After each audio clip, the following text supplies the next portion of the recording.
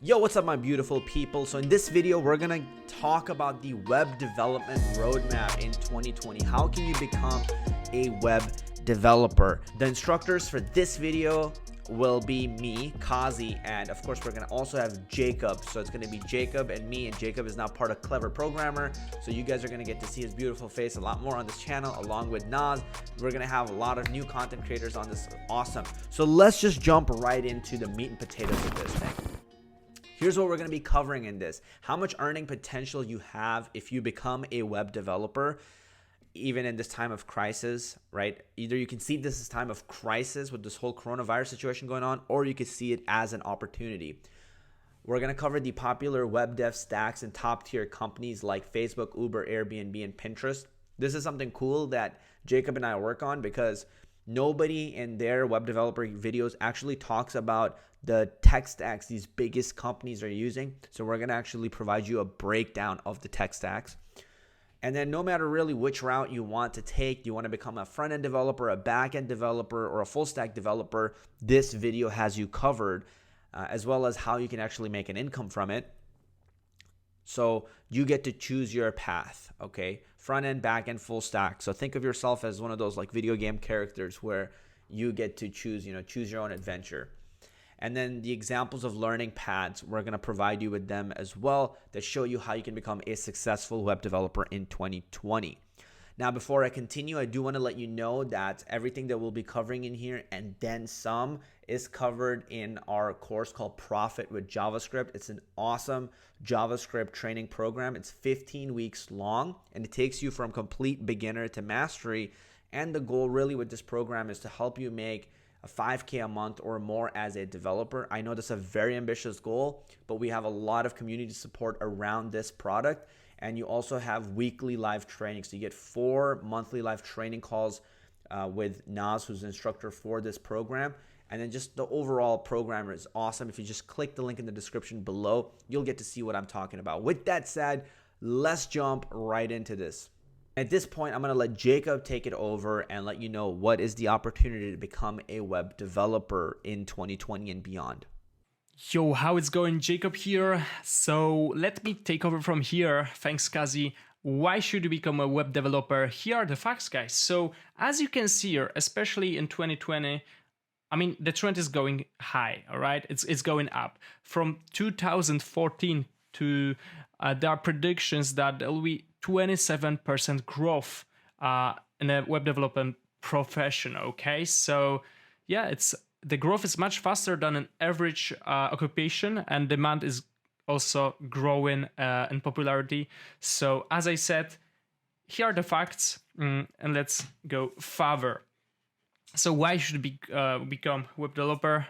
Let's continue with those facts. So I especially put those numbers here. I especially put the web developer salaries in San Francisco and New York City because I wanted to mention that being a web developer means that you can actually work from all around the world, all right? So you don't have to be in an office. You can work from home, from Poland, from Ukraine, from anywhere in India. As I said, this work is mostly remote, especially right now during the coronavirus. Everyone see that it's possible to work remotely, that you don't have to be in office. So what I wanted to mention is, imagine if you land a client from San Francisco, okay? You're literally able to make 6 figures. And here are also the job offers from different companies, not only from from Google, right? So those are like different companies. The other way, rather than 9 to 5 and being the web developer, means that you can actually create templates or products and sell them online, okay? So basically here, let's take this guy. He's selling one template for $60, okay? And as you can see here, he made almost 600,000 sales. So let's open the calculator for a second, all right? Here, let's put $60, 600,000, and I will just leave those numbers here, right? This is crazy, guys. Okay, so it's all about marketing yourself in this case, because you can create a theme and put it on GitHub for free, and then you'll grow awareness for your brand. And in one point, you can actually start selling those templates to people, and they will literally will pay you, because not everyone likes to design. For example, me, I hate, so I would rather buy it and create a backend for it. Okay, but yeah. Let's go further. On the right, as you can see here, those are the works from Upwork. So you can basically go to Upwork and say that and post your job offer and charge, for example, 80, 65 euros, dollars per hour, okay? Or even 100. Or the third way is to actually sell real businesses. So for example, here there's a website Be Trendy, which is making 7K average in revenue a month, okay? And they are selling it, they are asking the price for $10,000, okay? So this is the first case. But there's another one, the other website, and they are selling it for more than $200,000. So those are possibilities, those three, if you want to work as a freelancer or create templates or whole startups and sell them. All right. Okay, here are another facts. I mentioned startups, okay? But by the real startups, I mean real startups. So here's the list from the top startups from the last year. You probably can know those names. For example, Duolingo. I don't know about you, but I was using it. I mean, I'm still using it to learn German, and it's on my phone, and it's super easy to make. I mean, if I think about it, it's possible to create this kind of app just by your own, okay? Simple to Giphy, to Freelancer, to Coursera. I mean, those platforms are the platforms which you are able to create by your own, at least start doing by your own, then hire other people to grow it, right, as a company. But all of those things are possible when you become a web developer, when you become, like, for example, full stack developer, so you know how to create front end, how to design, how to create a backend, operate with databases, and also how to deploy your app. So this is basically like full stack, right? You can do everything, and we'll be talking about it in our presentation as well. All right, here are another facts. So basically, as you can see here, photos of me from my Instagram. And also from my friend from Instagram. He's actually web developer. He's traveling the world. He's doing freelance. He has got like huge amount of different clients, and he can literally work next to the beach. All right, so it's super great. With this, with being a web developer, you have actually freedom to earn six figures, and yeah, you don't need a degree, and you can work everywhere. So this is the case which I told you about. You can get the client from New York, from San Francisco, which are willing to pay you a lot, and you can work next to the beach. Okay, let me talk about popular stacks and top companies. So basically, for now, you may probably not be able to recognize those names, but in this presentation, we'll cover almost everything from here. So now let's just skim through it very, very quickly. So web server, this Nginx Apache, this is kind of the technology which is responsible for your web server, for all of the requests, security, stuff like this. Then you have databases. So this is how you actually manage your data. For example, MySQL, PostgreSQL, those are like relational databases. Then we have MongoDB. As I said, we'll be talking about all of them. There you have server-side framework, which is Node.js, and programming languages, which are super popular in an Uber company, okay? For example, take a look at Facebook. They are using GraphQL, which we'll be talking about. Also, they are using their own custom server, which is super cool, okay? Then we have another popular stack like Airbnb, Pinterest. For example, in Pinterest, they are using Django, which is my favorite framework. And here in Clever Programmer, we made a lot of different courses about them. So you can learn it by watching our movies. And as I said, we'll be talking about everything. For example, Amazon RDS, it's a database. It's a service from AWS Cloud, okay, which is having, for example, a database somewhere in the cloud. And it's super easy to connect it to different services also from AWS. Okay, but as I said, if you don't know what I'm talking about yet, it's okay. I just wanted to put them here so you can have a glance and see what am I talking about, and then when we go through the presentation, everything will get clear to you, all right? So how to become a web developer 2020? Here's the list of facts, okay? First of all, you should define whoever you want to be, because as I mentioned a couple of times before, you can be front-end, right? You can be just a front-end or even just a designer. You can create just a layouts and sell it. But I would say it's better maybe if you don't like to just design. If you rather want to code, you can become a front-end, learn some framework for this, for example, React.js, which we'll be talking about, or you can be just a backend developer. So for example, me, I was a full-time backend developer for almost 1 year when I dropped out from my first university, and I was actually developing backend APIs in a Django framework, and I learned a lot about that. Also, I was using PostgreSQL, or if you want, you can be called a full stack. So currently I'm learning a lot of front-end technologies. I mean, I just started learning the Vue.js, the framework for front-end, which we'll be talking about in the next slides. And yeah, this is my goal for now, become a full stack developer. So I will be able to create whole products from scratch. And here's the list of things.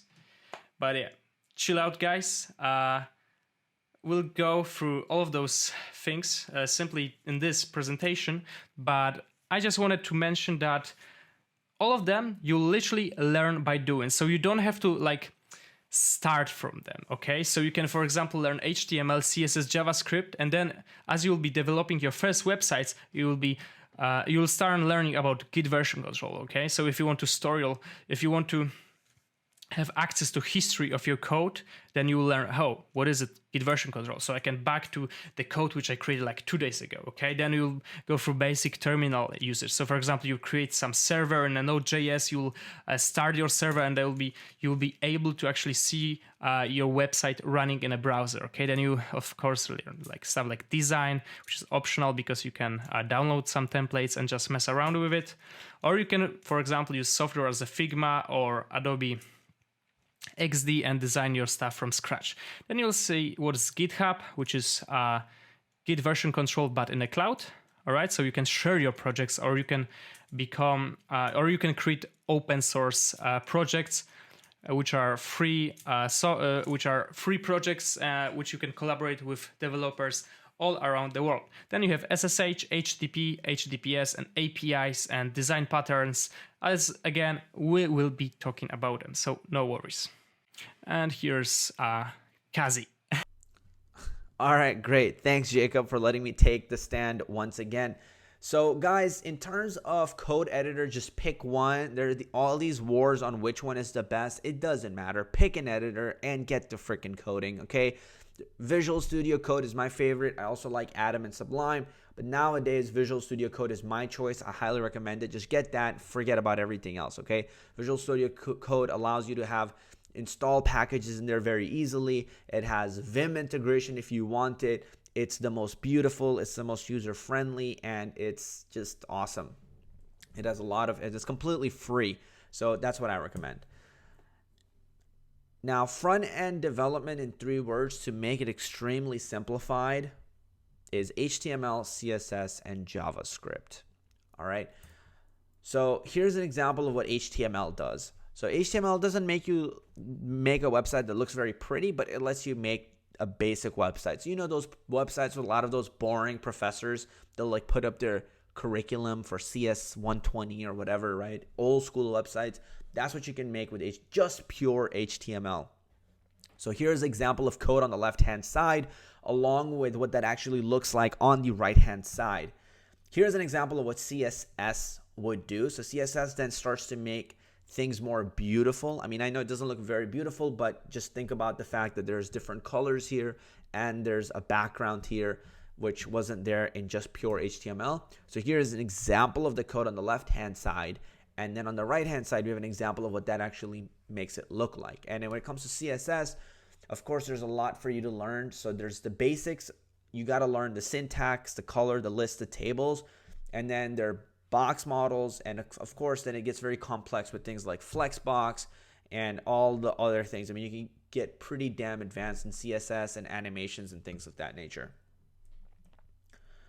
And then of course you got to learn JavaScript. So here's just an example illustration of JavaScript. If you want to add in fancier things or interactivity to your website, for that you're gonna need JavaScript, and there's no other way around that. And to learn JavaScript, this is your basic path of how you would learn it. Okay, so there's the vanilla JavaScript. You're just learning the basics, so syntax, data types, functions, objects, loops. And then you get onto, I'm going to use the pointer, and then you get onto the DOM. And DOM is really where you can manipulate what's actually happening on a website. So here you have things like animations, events, listeners. You have, of course, Ajax and JSON. And so this is where you're learning how to actually like make requests, how to use APIs, how to actually read a JSON file, what are promises, all those types of things. A lot of things that have to deal with asynchronicity, you will be having to learn, because that's super, super important. And then of course, modern JavaScript, so ES6 and what that means. Next up, you probably want to learn some popular libraries, and a lot of people have very controversial views. People are like, forget about libraries, everything vanilla JS. I'm not so hardcore. I say that I recommend you learn popular libraries. And the reason why I say that is because if you learn this stuff, it makes your life so damn easy when it actually comes to building a project or building an app, because using a library, you can easily write a few lines of code, and that allows you to actually make something look beautiful without you having to build everything from scratch. So I personally love Materialize a lot. And of course, Bootstrap 4 is, what pretty much everybody gets to learn. So yeah, when it comes to like adding a button that looks really nice, I'm not that interested in having to learn how to design that all from scratch. So I'll just use a library that allows me to make things look awesome and very, very quickly.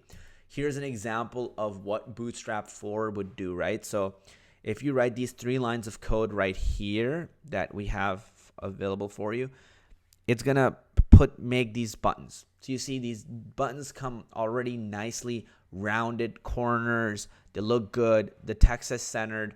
And none of this code, you actually had to code up from scratch. You just got to use the Bootstrap library. So that's why these libraries are good to actually learn. And on the left-hand side, you can see an example of a messenger tool somebody made that's responsive, a Bootstrap application. And so this is built with Bootstrap, and it looks beautiful. That's a real world example. Next up, you want to learn about responsive layouts. So here on the complete left-hand side is what a non-responsive layout looks like. This looks terrible, right? Now what you want to do is you want to learn how to make it look responsive. So here it looks beautiful. So these are all the things like, how do you actually set a viewport? How do you actually set the max width property? What do you do with media queries? And on you go. So responsive layout is a whole world of its own. In CSS, you will also learn about Flexbox. That allows you to make things really responsive, really fast. If a thing looks like in a certain way on a main website, on a desktop, how would it then respond? How would then look on a smaller screen, like a mobile device, an iPhone, an Android? So learning the skills of responsive layouts is huge.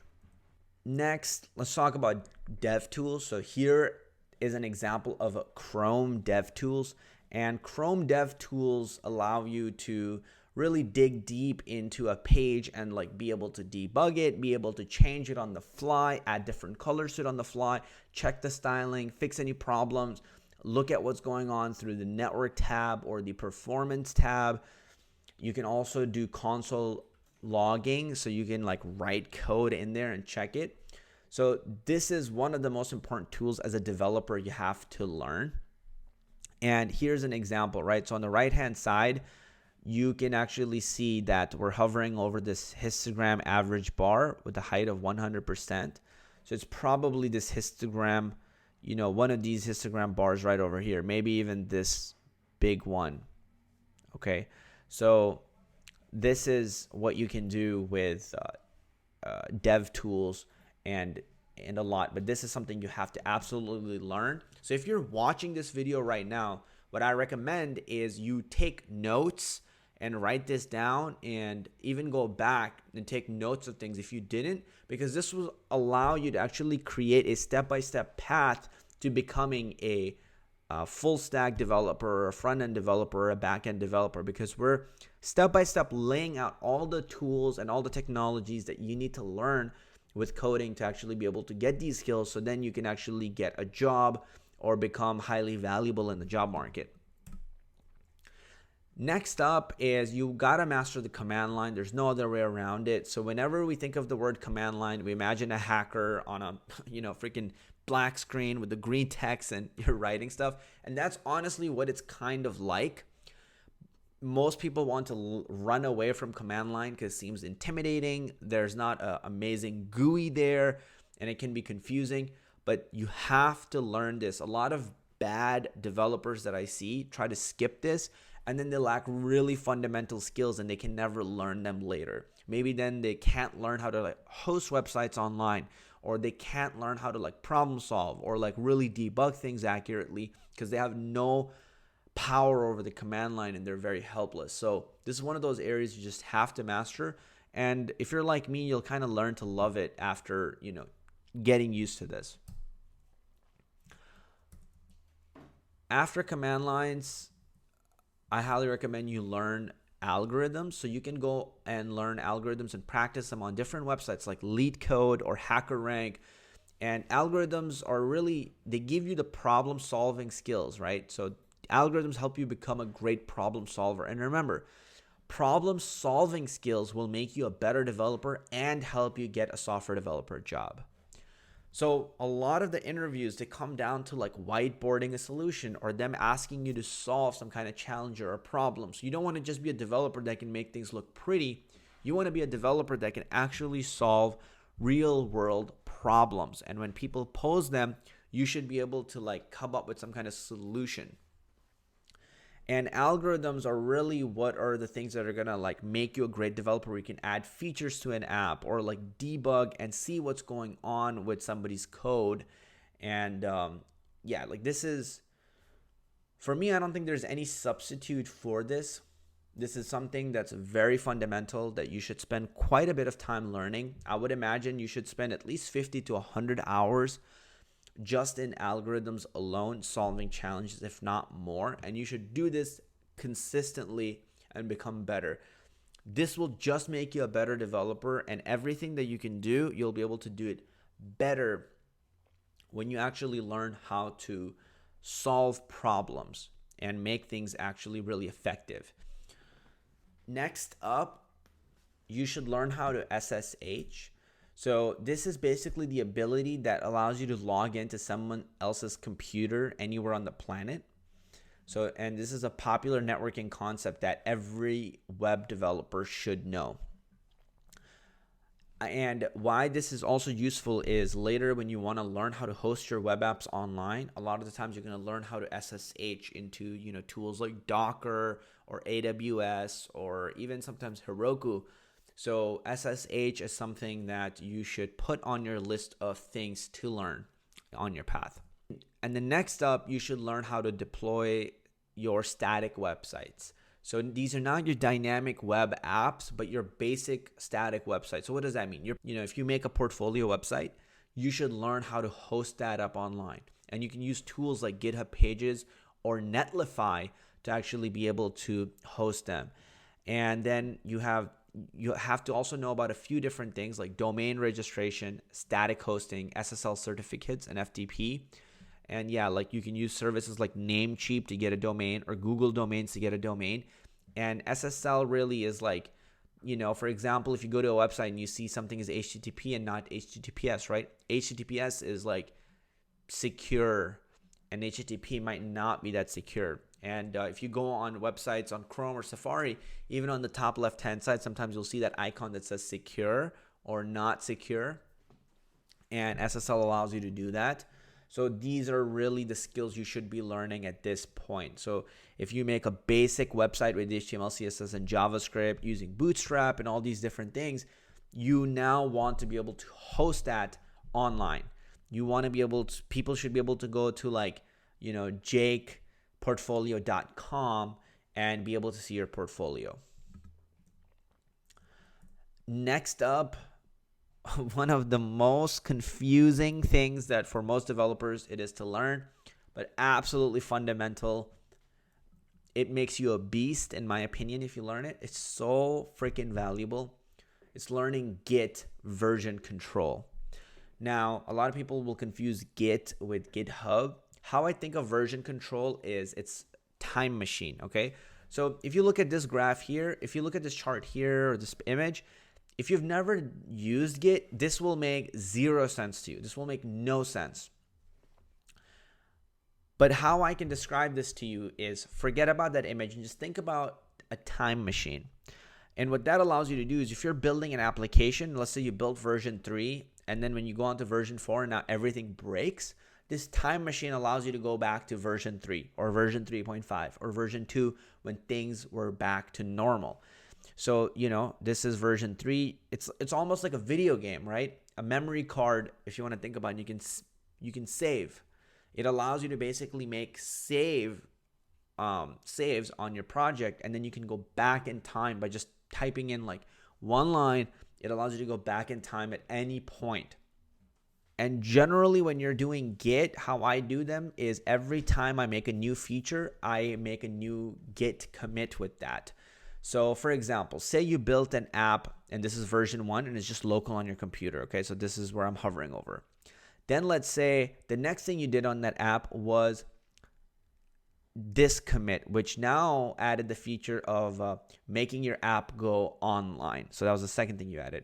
Then the third thing you added was this app can now allow people to log into the app. Then this fourth thing you added, maybe it allows people to make a post on your app, right? Now, if something breaks or you want to remove a feature and go back, you can just go, hey, go back to when I just added the feature to log in for people or user authentication. So boom, you can just like remove a feature and go back fast. And now if you want to go forward, you can do that just as well. So really, really magnificent tool, extremely powerful. The only way you can learn it is if you know command line. I mean, there's some GUI tools of it, but I recommend you learn the command line and then learn how to use Git. This is super valuable. Most people confuse it with GitHub. And GitHub, I want you to think of it like Dropbox or Google Drive for just putting your code. All right. So really, GitHub is just like a place where you generally host your code or you put your code. But Git is actually the version control tool. These are the different hosting services. I recommend GitHub. I mean, I used Bitbucket too, but yeah, so I would recommend just GitHub. If you want to just pick one, stick with GitHub and you're good to go. But these are some different hosting services just so you have a full view of it. And then guys, with frameworks now, there are a lot of front-end frameworks. So we're going to now dive deep into a lot of details on front-end, back-end, and all that stuff. And frameworks they're a very powerful tool in the development of modern web and mobile applications. So you can kind of see this breakdown here. But at this point, I'm going to give it over to my friend Jakob to help walk you through all of these details. And then I'll meet you guys at the end.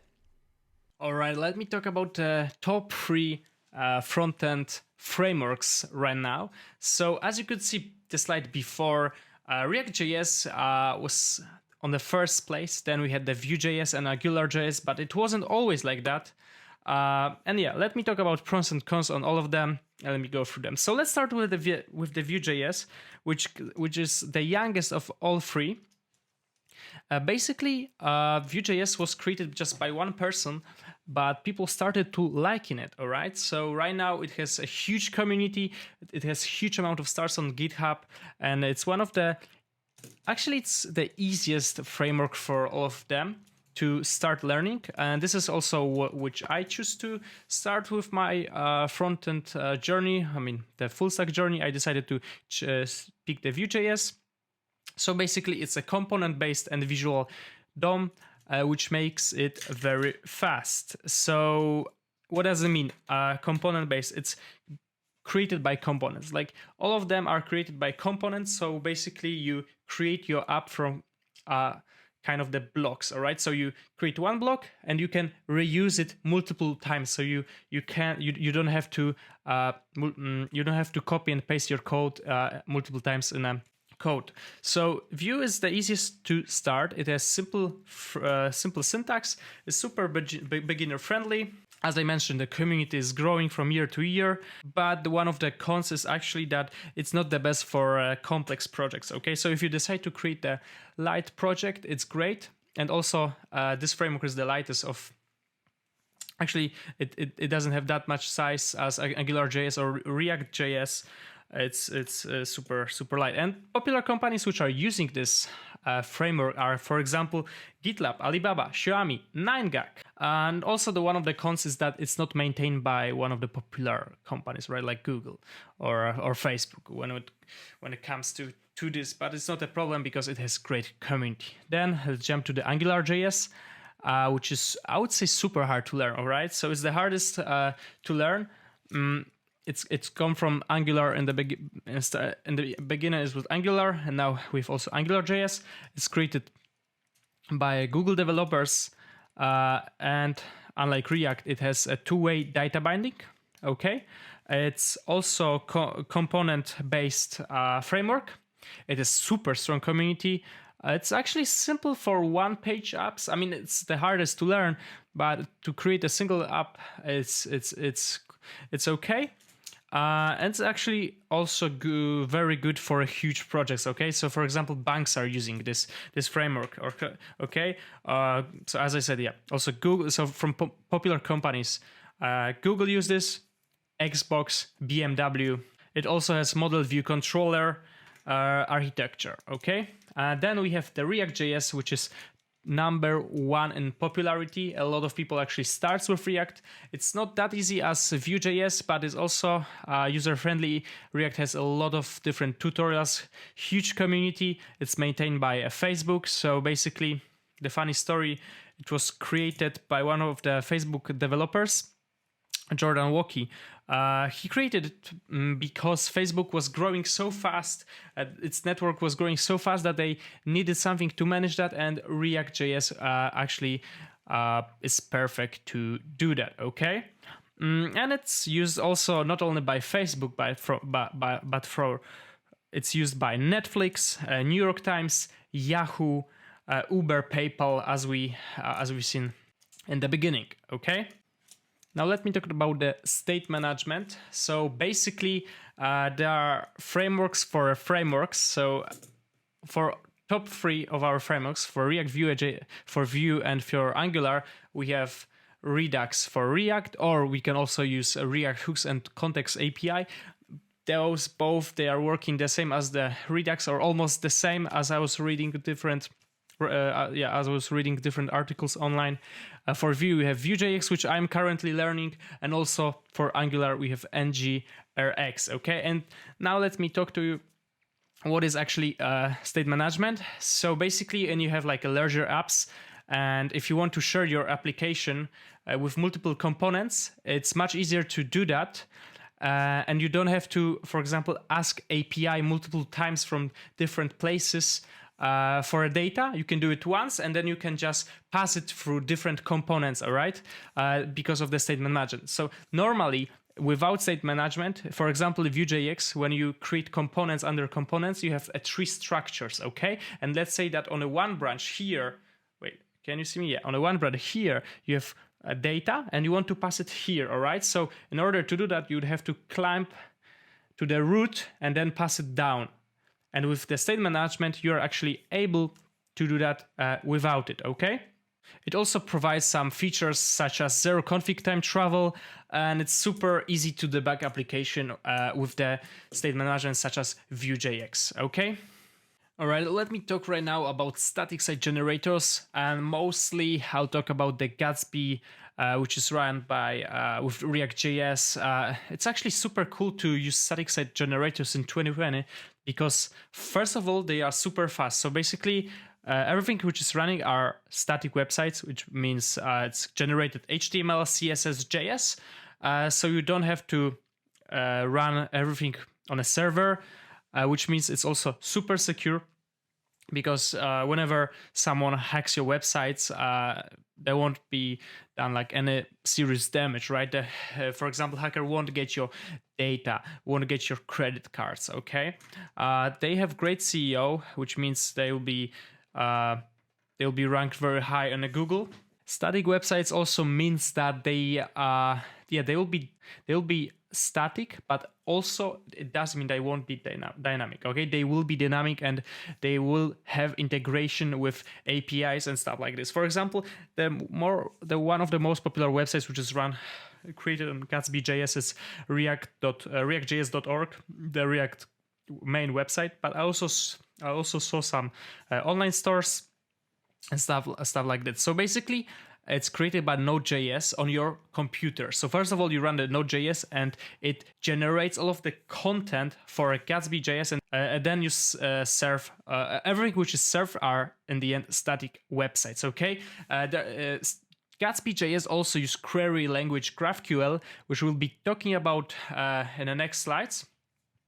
And what's cool about that Gatsby.js is that you can get data from anywhere also. So you can use some database, you can use some other APIs. It's super nice. And you can create your code with the React and CSS. And in the end, as I said, Node.js will generate all of the static files and upload them on a server. Okay, and also what's super cool is that it has a great community, it has a great support, it's super easy to learn by just reading a documentation, and it has tons of different plugins which you can use. Okay, and also it's free. So yeah, it's a win-win situation for all of us. So I would suggest you learn how to create how to use static site generators. All right, let's talk about backend development. So first, we are talking about front-end development. All right, so after you learn everything which I covered before, you are able to actually apply to all of the front-end developer positions and become the really good one, front-end developer, right? If you know all of the basics and advanced topics on HTML, CSS, JavaScript, and you know how to use frameworks, you're able to get this 80, 90, even 100K job, or you are able to work as a freelancer and do much, much more. Okay, so now let's focus on the backend development, which I'm actually good in because that was my job position for over 1 year.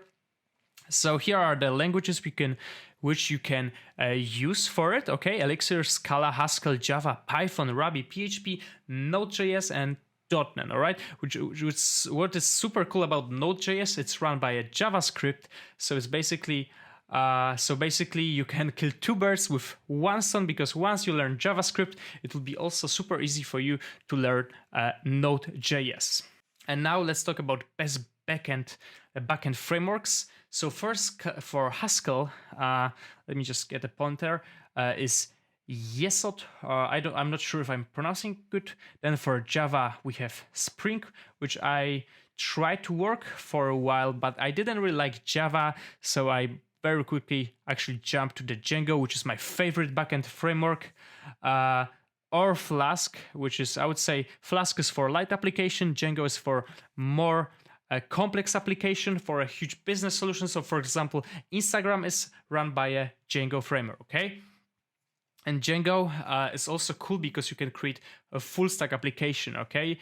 And generate HTML files in it as well. But also you can create the APIs, REST APIs, if you install Django REST framework. Then you have for PHP Laravel, which is super, super popular right now. So I even asked in my post on Instagram what backend frameworks people are using, and Laravel was actually one of the most popular one. And then you have Node.js. So there's Express. There's a framework called Express, which you can learn. And for Go, you can learn Revel. So whenever you create a backend for your application, you mostly want to play with your data. You mostly want to actually manage your data, create the API, different endpoints for it to get, so user can have access to it, all right? So for this, you will need a database. So here's the list of different types of databases which we'll be going through. Let me give my pointer. Okay, so first of all, we have relational databases. Okay, what does it mean is you'll have like different columns, different tables, and they will have some kind of relation, like key relation, like many to many, one to one, one to many. Those are the relations you should have in a relational database. And for this, you can use PostgreSQL or MySQL, which are highly supported, for example, by Django. I was working a lot with PostgreSQL, and it's super easy also to learn it. Then you have NoSQL database. So for example, you can have a key value store, for example, Redis or DynamoDB. DynamoDB is one of the AWS services also, so you can also use it there, which is super secure and super fast. Or you can have document-based database, which is MongoDB. Again, this is NoSQL database. There are no relations like in those two. And MongoDB actually, when you look at this, it looks like a JSON document, okay? So JSON, which stands for a JavaScript object notation, okay? Then we have a cloud database, for example, Amazon RDS or Firebase. So whenever we, for example, choose Amazon RDS, which stands for relational database services, you can create actually a database stored in the cloud, the relational database, and they have like a support for many different names, for example, for PostgreSQL or for MySQL, so you can run it in a AWS and easily connect to different other different services or to your API or whenever you actually need it. Okay, and then in the end we have multimodal database, for example, Cosmos DB, which is huge database, really huge one. And what's good about this database is kind of a database which connects all of the concepts of databases. So for example, it might be in one database you may have like a relational database, you may have a key value store. This database may look like a graph, or it might be based on some document. Okay, so this is a multimodal database, which means it supports multi-models types of databases. Okay, then we have a REST API versus GraphQL. So the GraphQL, which I was talking about many times in this presentation, we are finally here. So basically, normally, from because GraphQL is kind of new. So usually what you do, you create a lot of different endpoints, and then you expose your data there with different kind of structures. For example, you may have the endpoint which is like your website / users, which will give all of your users, for example, endpoint like your website / products, which will give all of your products, and then user like front-end developer may ask you for just for your product, so he will get the data from the endpoint which was / products. And with GraphQL the story is different because this is a query language, and here you have just one endpoint. Okay, so it's super actually user friendly. It's super friendly for developers because you don't have to remember all of your web endpoints. You will just ask your own just one endpoint, for example, /GraphQL, and then front-end developer can ask for what data he wants. Okay, so for example here, as I said, you may have in REST API two endpoints /movies /directors, and in GraphQL you basically have one endpoint, and front-end developer will make a query, special query for data he or she needs. Okay. And it's super easy to aggregate data from multiple resources and super fast. And for example, you can use Apollo to develop it. And for example, if you want to create API with GraphQL, it has also support from different backend languages. So for example, I was using Django and Python, and to create the GraphQL API in the Django, I was using the Graphene framework, which is over here, and it was super easy to actually create the GraphQL endpoint in a Django.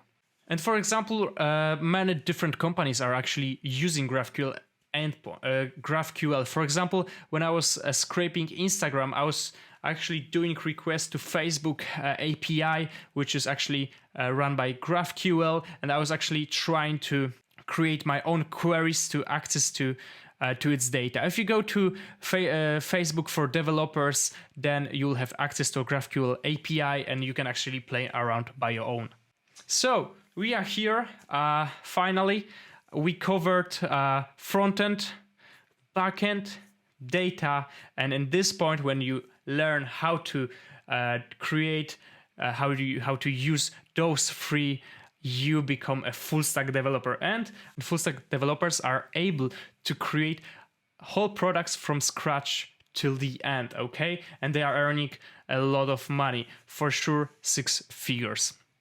So let me cover some popular web developer stacks, which are used by different stack developers, because you for sure were thinking when you had a lot of those different frameworks for front-end, then for back-end, then you had different databases, then you were for sure thinking, how can I combine them together? How can I pick my own stack, and how can I go to the work with proper stack? Okay, so yeah, I provided them for you. So the old school stack is, for example, LAMP, which is the ability to use Linux, Apache, MySQL, and PHP. Then we have the Mint stack, which stands for MongoDB, Express.js, as you remember, AngularJS, and Node.js.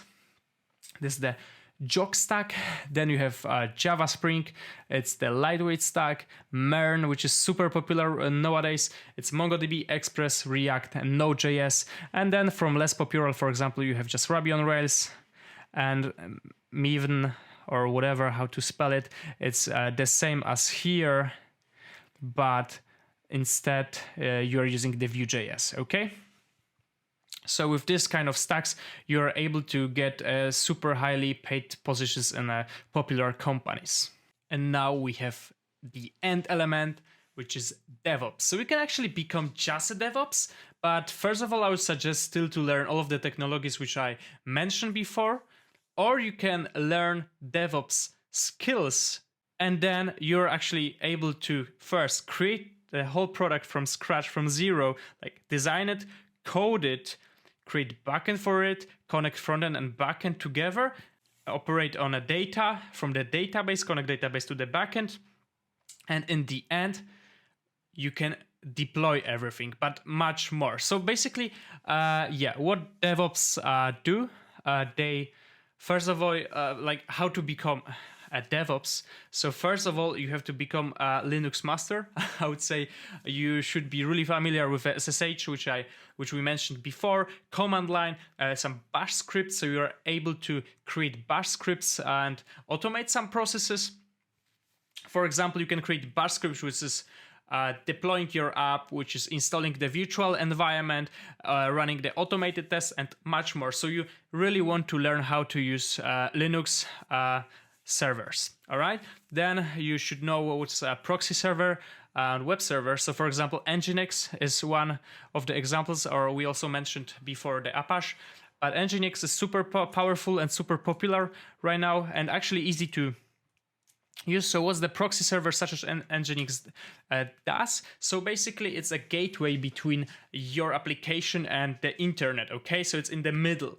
So it will help you with privacy, with the security. Hackers may be much more harder to actually hack to your server, so you'll be secure, and also makes you a web server.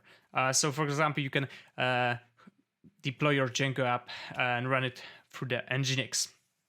And then if you want to become a DevOps, you have to learn actually how to deploy your apps on a server. So for this, you can use AWS, which is actually hard, but super great skill to learn. Heroku, which is super easy. In Heroku, actually, Heroku is great to start because it allows you to actually deploy your apps for free and without knowing anything what's behind deploying the apps. You just run Heroku create, Heroku push, Heroku run, whatever, some commands like this, and your apps is stored in a public, all right? Then you have Azure or Google Clouds, which are very similar services to AWS. But on AWS, let's just stop here for a second. You have like multiple services, right? But for example, when it comes to real hosting, you just need to, for example, learn how to use AWS EC2, which is a normal instance of the Linux machine with memory and stuff like this. So it basically is some kind of let's say Raspberry Pi stored in the cloud, okay? Or you can learn how to actually use Docker containers, how to Dockerize your application, and then deploy it on a AWS ECS service, okay? So there are multiple services, and if you want to become a real DevOps, you should get familiar with a lot of them, all right? Then, as I mentioned, there are Docker services, Docker containers, which means you will Dockerize your application. So back in times, people were using a lot of virtual machines. Now people are using Dockers, which are actually much faster and they are really light. What does it mean for your app? So basically, if you have Docker environment and if you want to make some changes to some huge project to your app, you can actually download the Docker image, create a container on your own computer, and run the whole app. Okay, so everything, the whole setup of the application will be done by its own because of the Docker file or Docker Compose, so you don't have to worry about it. So for example, if there's like a huge project created by many different developers and the infrastructure is really huge because there are, like, for example, connected to some APIs, to some different clouds, to some different databases. There's frontend, there's backend. In Docker, everything goes by its own, actually, right? So in Docker containers, you have also each service stored in different container, and it's super easy to make connections between those Dockers and deploy everything, okay?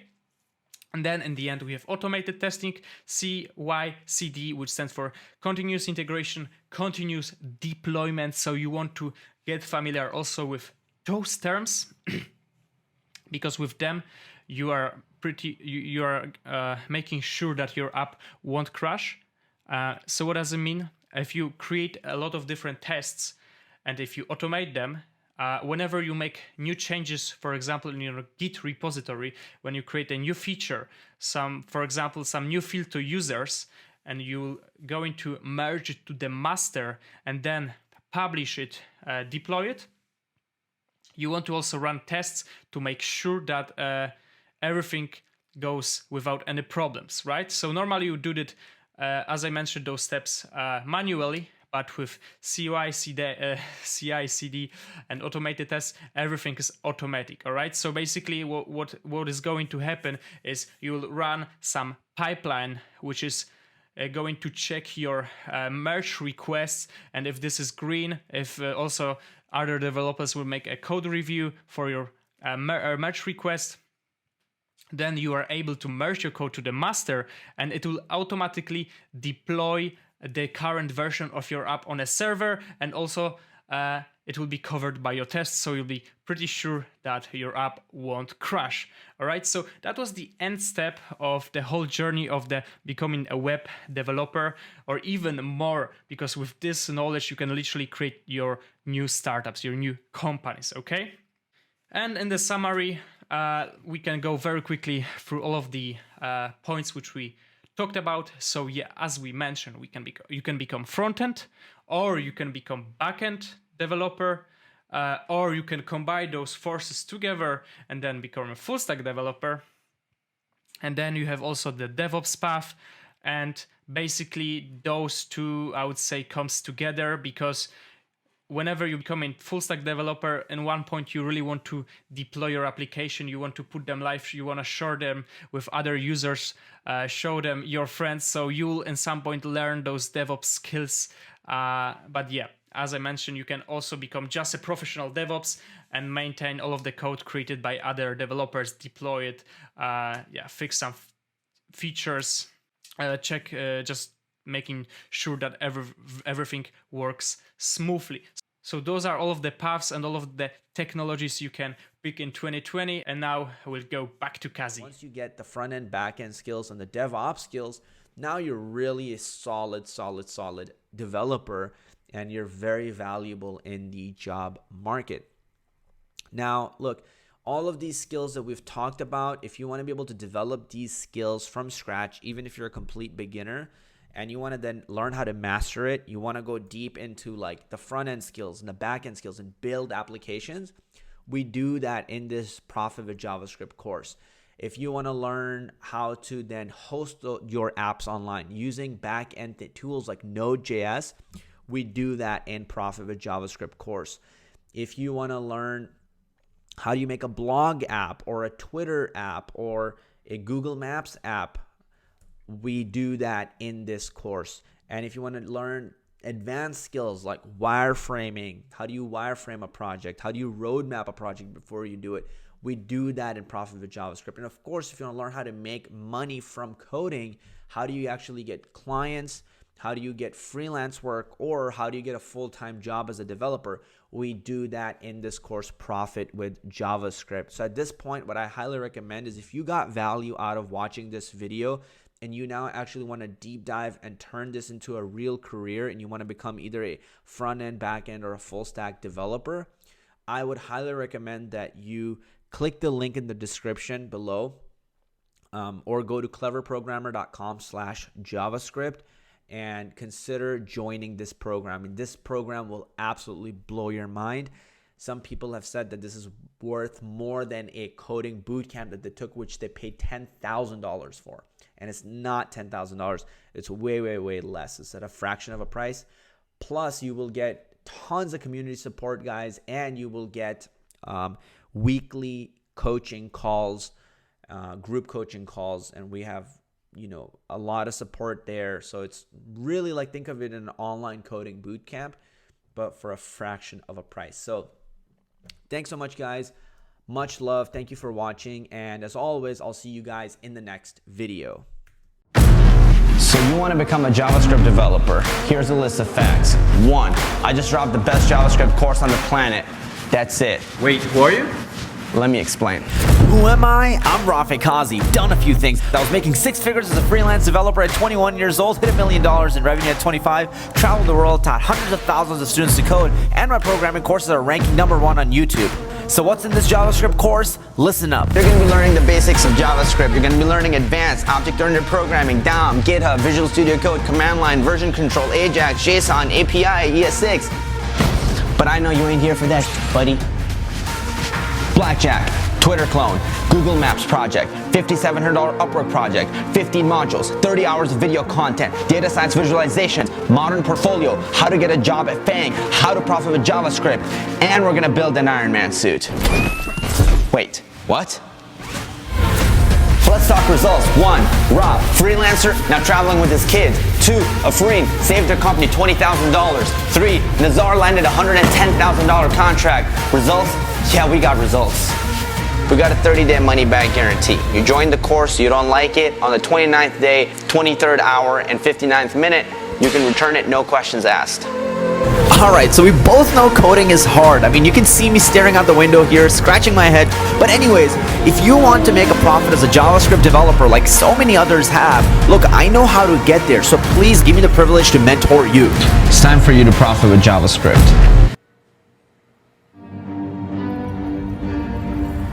I got problems on problems on problems on problems on problems on problems I solve them. I run through the money, the pressure be calling. Left on my blessings, I feel like I'm falling. The birdie is back, tell me I'm garbage. I'm going through something, that's why I ain't calling. Phone and progression, it's all that I wanted. The phone and affection, I summon and dub it. Cause I got problems on problems on problems on problems on problems on problems I solve them. I run through the money.